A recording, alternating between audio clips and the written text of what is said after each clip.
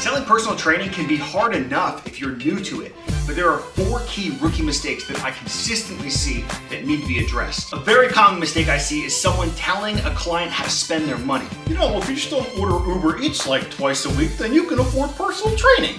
The fact is, if you have to convince somebody that you are more valuable than Uber Eats in the end of a conversation, then you didn't do a good enough job explaining your value throughout the entirety of your first time meeting with them.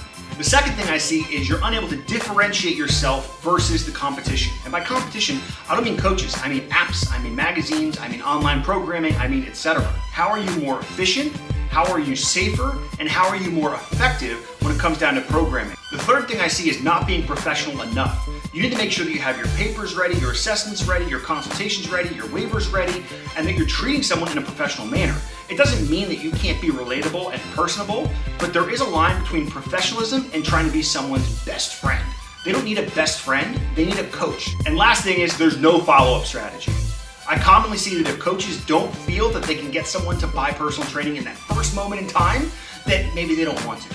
Well, that's not always the case.